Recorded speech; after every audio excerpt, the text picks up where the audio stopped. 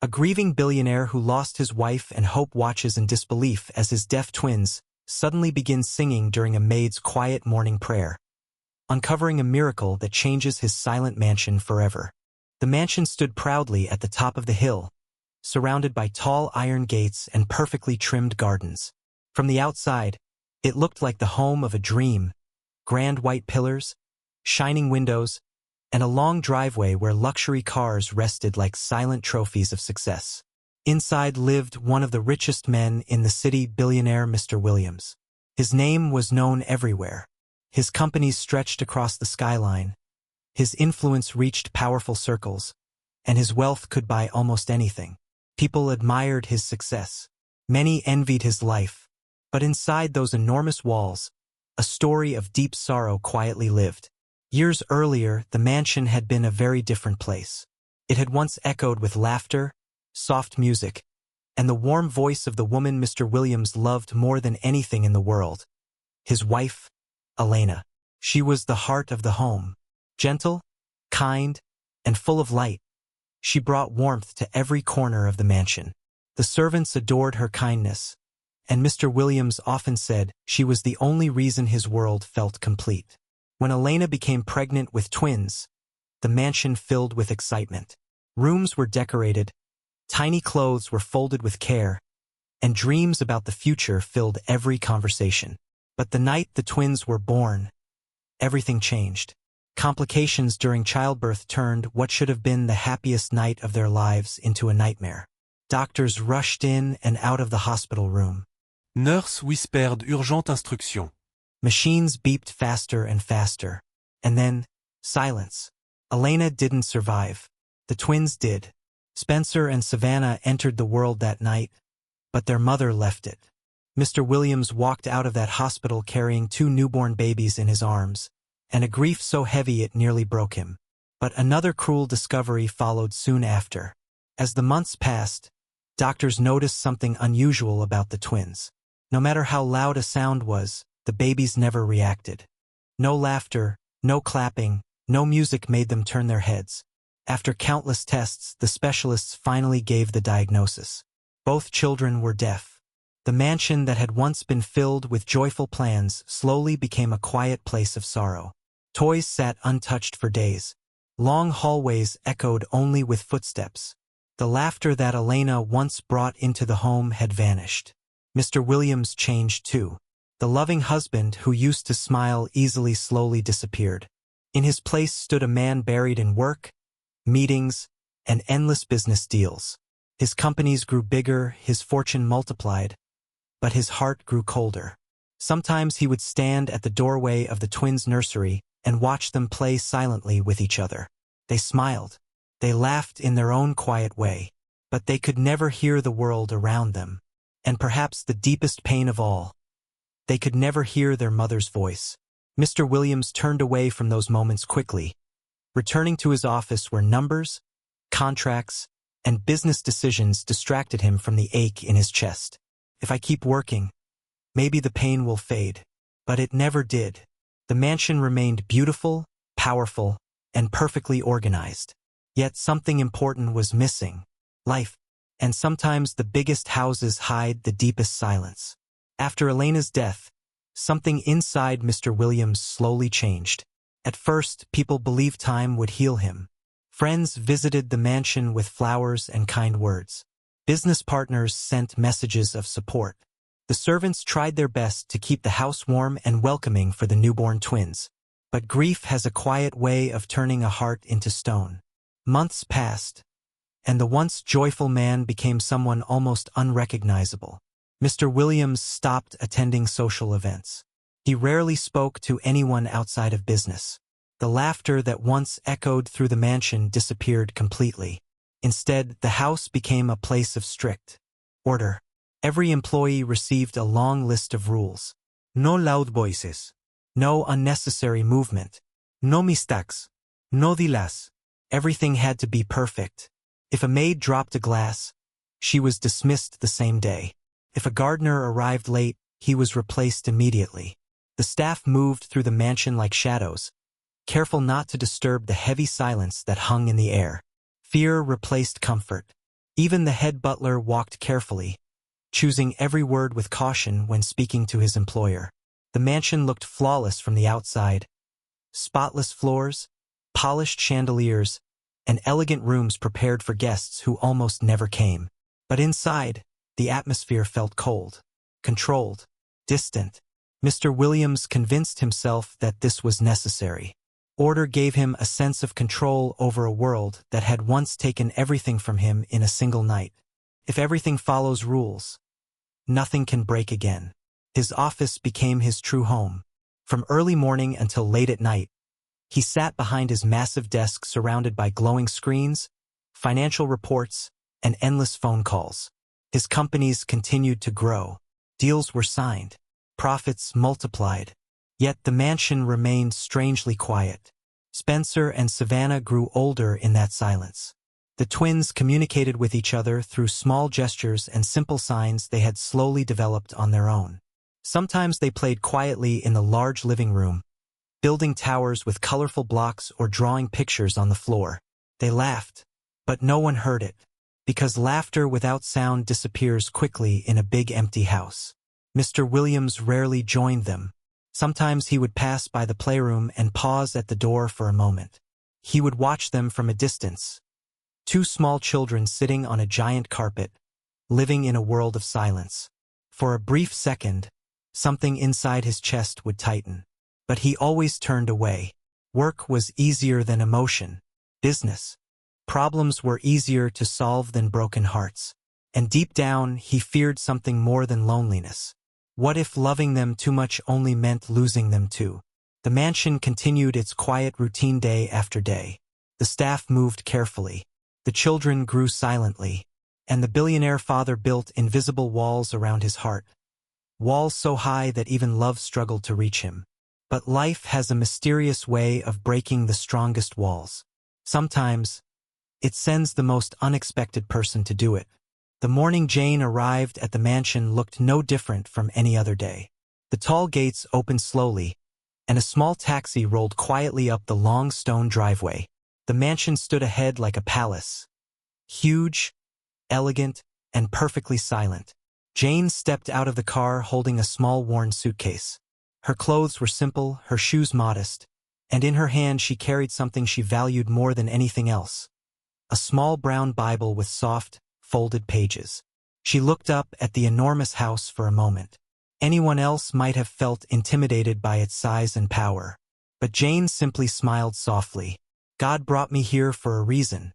Inside the mansion, the staff greeted her politely but cautiously. Everyone knew the rules. Working in Mr. Williams' house meant discipline, silence, and perfection.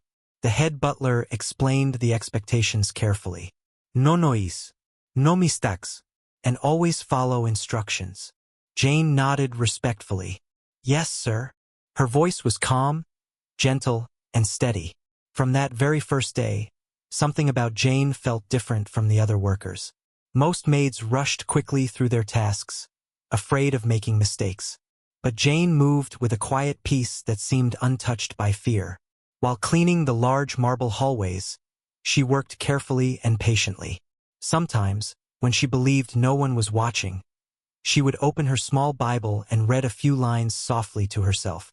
Other times, while folding laundry or dusting shelves, a gentle melody would escape her lips, a soft worship song. Her voice was not loud. It floated quietly through the air like a whisper. The mansion had been silent for years. Yet now, tiny pieces of music drifted through its rooms. One afternoon, as sunlight poured through the tall windows of the living room, Jane knelt down beside a chair to polish its wooden legs. Without realizing it, she began humming again. Her voice carried a peaceful warmth, like a calm river flowing through a quiet valley. But in the corner of the room, two small pairs of eyes were watching. Spencer and Savannah sat on the carpet with their toys, frozen in curiosity. They could not hear Jane's voice, but they noticed something else. Her lips, the way they moved slowly with each word of the song. The twins tilted their heads and stared with fascination. They watched her mouth shape the sounds again and again. What was she doing? Why did it look so peaceful? Jane eventually noticed them sitting there, For a brief moment, she worried she had broken the rules by making noise. But the children were not upset. They were smiling. Savannah even tried to copy the way Jane's lips moved. Jane's heart softened instantly. She sat on the carpet with them and gently waved hello. The twins giggled silently. From that day on, whenever Jane cleaned a room, the children somehow found their way nearby. They watched her read. They watched her pray. They watched her sing. Even though they lived in complete silence, something about her presence made the room feel warm and safe. Could kindness be felt even without sound? Slowly, almost without anyone noticing, the silent mansion began to change. Not loudly, not dramatically, just quietly, like the first rays of sunlight appearing after a long night. In the days that followed, something quiet but beautiful began to unfold inside the silent mansion. Spencer and Savannah started paying close attention to Jane. At first, it was simple curiosity. Whenever Jane entered a room to clean, the twins would pause their games and watch her from across the floor. Their eyes followed her movements carefully, almost as if they were trying to solve a puzzle. Jane didn't move like the other workers. She didn't rush nervously from task to task. She didn't look afraid of making mistakes. Instead, she moved calmly, gently, as if peace followed her wherever she walked. And sometimes, her lips moved in soft melodies. The twins could not hear the songs. The mansion remained silent to them, just as it always had. But they saw the rhythm. They saw the way her mouth formed each word. And somehow, watching her made them feel something warm inside. One afternoon, Jane was folding freshly washed towels in the laundry room. As she worked, she quietly sang a worship song she had known since childhood. Her voice was soft and steady, but what she didn't realize was that two small figures had quietly appeared in the doorway. Spencer and Savannah stood there, watching her carefully. Their eyes were fixed on her lips. Jane noticed them after a moment and smiled warmly. The twins didn't move. Instead, they stepped a little closer. Savannah slowly tried to copy the shape of Jane's mouth. Her lips moved awkwardly, forming silent sounds she could not hear. Jane felt her heart melt. She gently pointed to her mouth and exaggerated the shape of the words as she sang again. Slowly this time. Savannah tried again. Spencer joined her. The twins looked at each other and giggled silently when their lips moved the wrong way. Jane laughed softly with them. From that moment on, a quiet routine began forming between them. Whenever Jane cleaned a room, the twins found a reason to be nearby. Sometimes they sat on the floor and watched her sing. Other times they followed her down the hallway like curious little shadows. Jane never pushed them away. Instead, she welcomed them gently. Sometimes, she would kneel beside them and open her small Bible. She would point to the words and move her lips slowly as she read. The children watched carefully.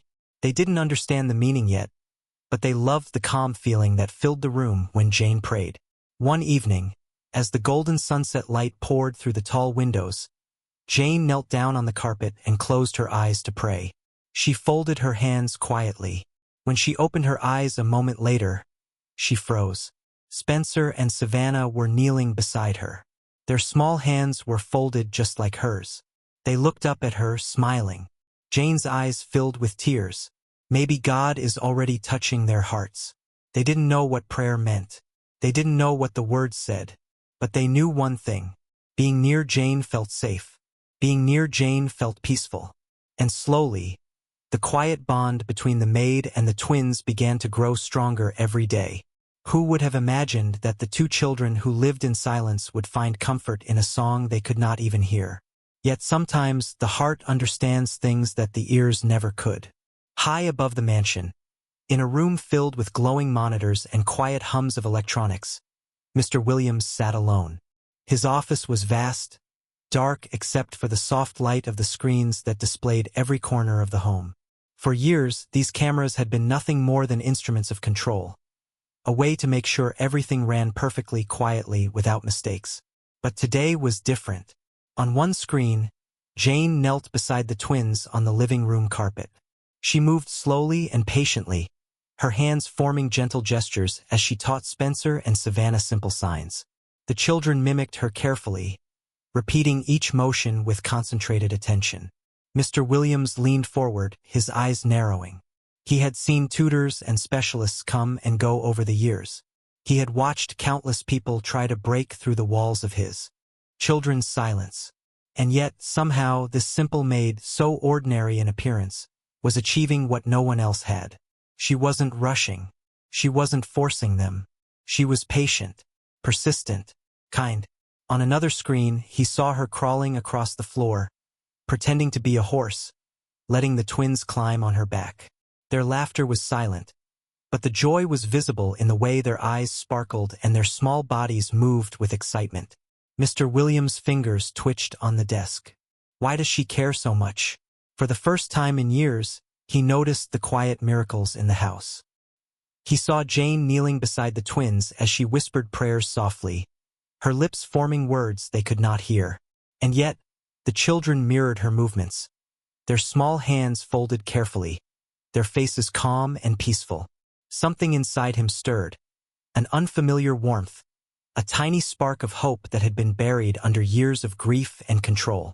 He swallowed hard, his chest tightening as he realized how long it had been since he had felt this.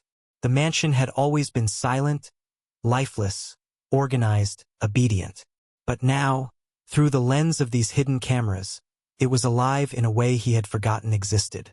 It was filled with patience, care, and gentle love. He leaned back in his chair, staring at the screens, and felt a strange combination of awe and unease. For years, he had believed that keeping everyone at a distance would protect him from pain. But watching Jane with the twins, he wondered, could letting someone in actually heal what was broken inside him too? Perhaps this is what hope looks like, he thought.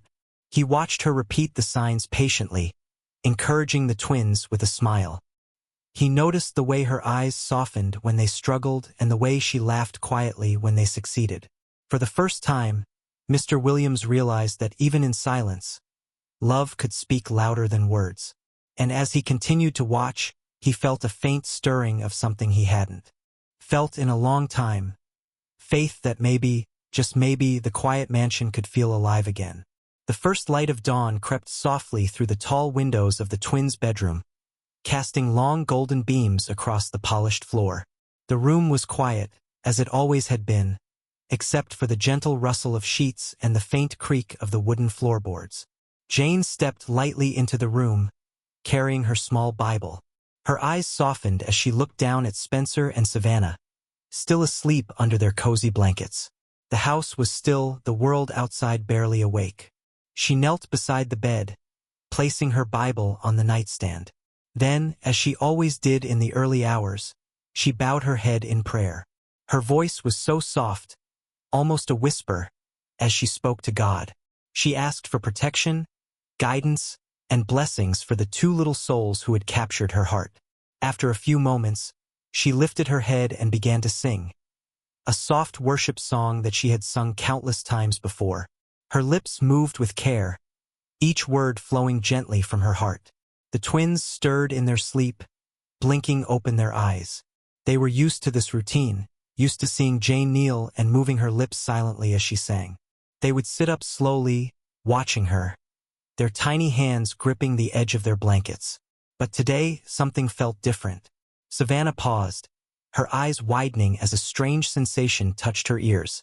A faint vibration, almost like a whisper, reached her. She blinked again, unsure of what she was feeling. Spencer tilted his head, noticing his sister's sudden stillness.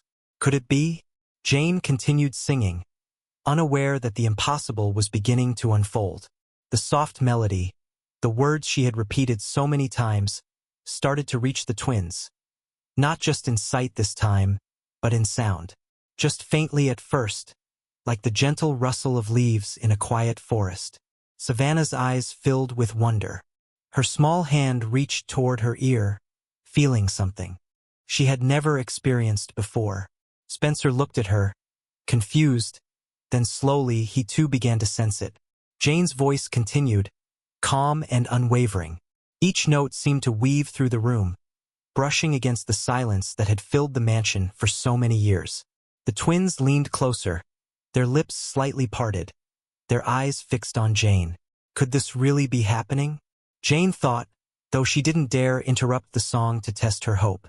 She felt a stirring in her heart, a quiet, nervous excitement she had never known before. For the first time in their lives, the twins heard something, just a small, soft sound, but it was enough. It was enough to make their hearts leap with joy they had never known.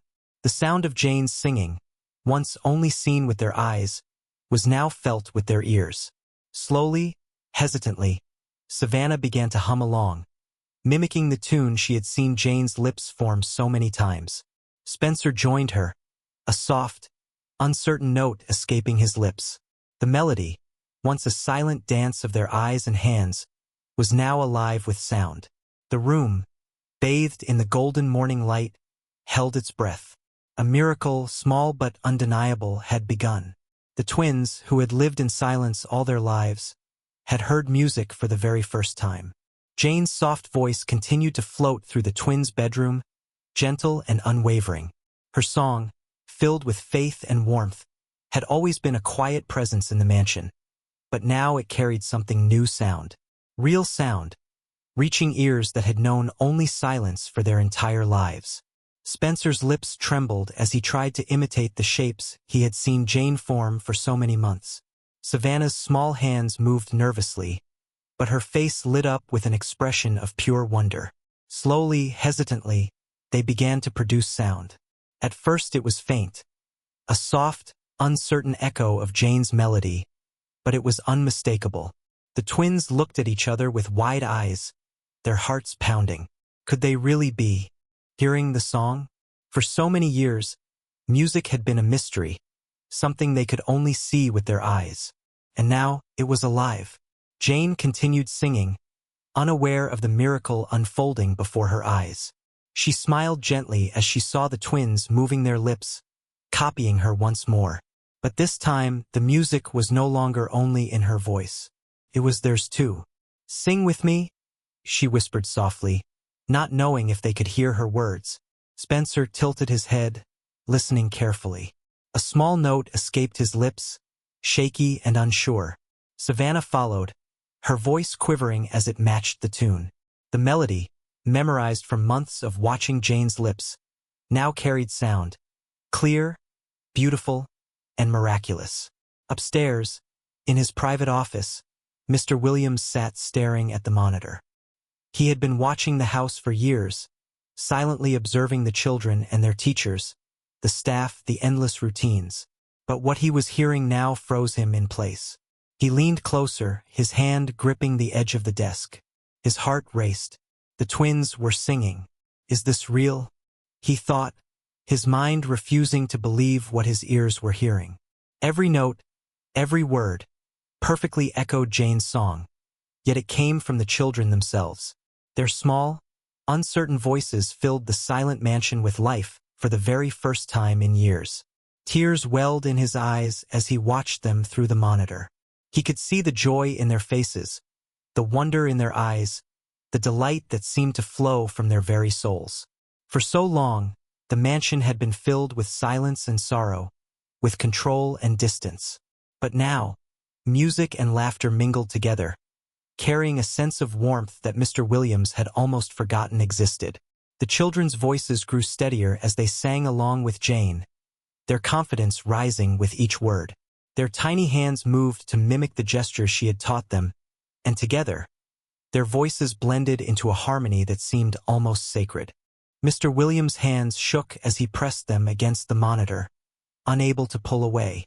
He realized in that moment that the love and patience of one gentle woman had broken through years of silence, grief, and fear. The miracle was not just in the sound. They were alive in ways he had long thought impossible. And in that instant, he understood something he had never admitted to himself. Hope could return, even to the most broken places. Mr. Williams' hands trembled as he stared at the monitor, unable to believe what his ears were hearing. The small, shaky voices of Spencer and Savannah filled the mansion for the first time in years. His heart pounded so violently it felt as though it might burst. Could this really be happening? He bolted from his chair without thinking, knocking over papers and barely noticing the glowing screens around him. His legs carried him down the long hallway, through the polished marble floors, past the silent rooms that had held only emptiness for so many years. He barely remembered using the stairs. His mind was focused entirely on the sound of his children singing. Jane's song continued softly in the background, but now it was joined by the clear, beautiful voices of the twins. Each note, each word, seemed to carry hope into every corner of the house.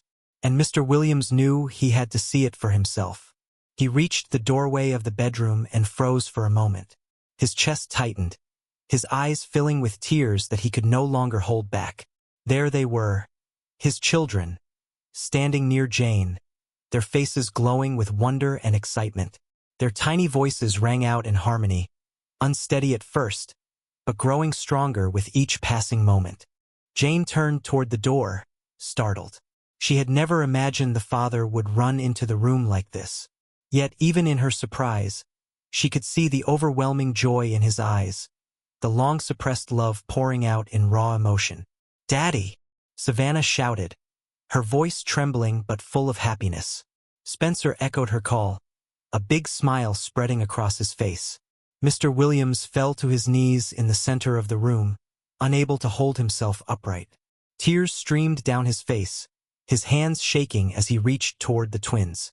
He could hardly speak, choked with emotion, but the words he finally managed were clear and full of gratitude. "Thank you. God, thank you." The mansion, silent for so long, now vibrated with sound. Music, laughter, and tears all mingling together. The walls that had held only distance and grief seemed to breathe again. Every corner of the house felt alive, as though it had been waiting for this very moment. Jane knelt beside the twins, her own tears falling silently. She watched as Mr. Williams embraced his children, their small arms wrapping around him tightly. In that moment, the mansion was no longer a place of cold rules and silence. It was home, alive, filled with love. Mr. Williams lifted his gaze toward the ceiling, still trembling, whispering words of thanks. His heart felt lighter than it had in years. The miracle he had only dreamed of had finally arrived. "I never thought I'd hear them. I never thought I'd feel this joy again." The room was still and quiet now in a different way, one of peace, wonder, and pure happiness. Music and love had returned, stronger than ever, filling the hearts of all who were present. Moral: sometimes, the greatest miracles arrive quietly, but their impact fills every corner of the heart.